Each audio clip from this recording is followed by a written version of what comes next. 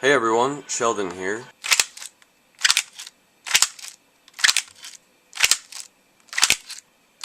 As you can probably tell, the wheel and string, for the most part, works. I was experiencing a little bit of an issue and I was really confused, but it turns out it was something very, very simple and it had nothing to do with anything. If I take this wheel housing off of here, you can see this is how it works. It has the rubber band pulling back. I did find a better one, but it's not the best still.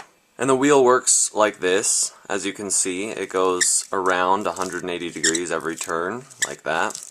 And that is because the wheel lock locks the wheel and prevents it from going back.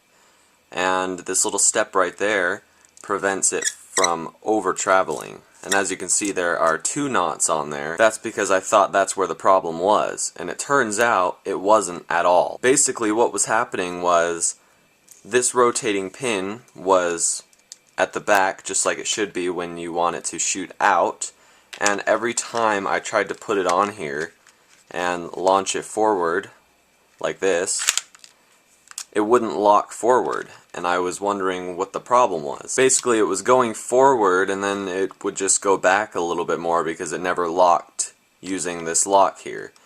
And then I thought to myself, well, wait a second. If I put a blueprint layer over this top cover and there's no hole right there where the pin goes all the way through for the lock, then that probably means I'm pushing on it. And it turns out I was holding this side when I was trying to get this thing to work every time. It kept not locking, so as soon as I switched over to this side, holding it for support, it started to work. So basically, to prevent that later in the future, I need to finish or re-drill those 2 holes for the locks because they should be there. Then this whole thing will be able to rest flat, you know, on a flat surface or something instead of being angled up.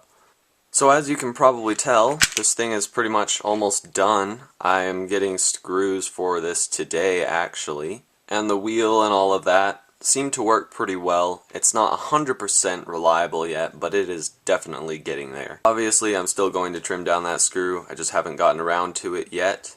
Luckily this whole thing is able to disassemble if I take this off. So that way, if there is ever any problem, I can easily modify or rebuild a part. So that's really all I have as of now. All I need are the 6 screws for this thing.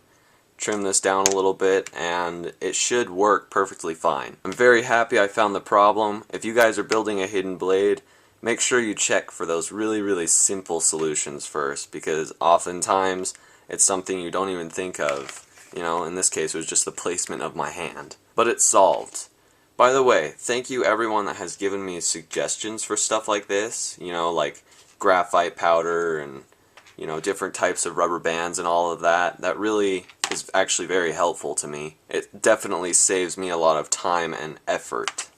So thank you very much for that. If you have any questions, feel free to ask in the comments section below or in a personal message. Be sure to subscribe if you'd like to see the latest updates. And I will see you guys in the next update, and hopefully I will have all of the screws in there. See ya!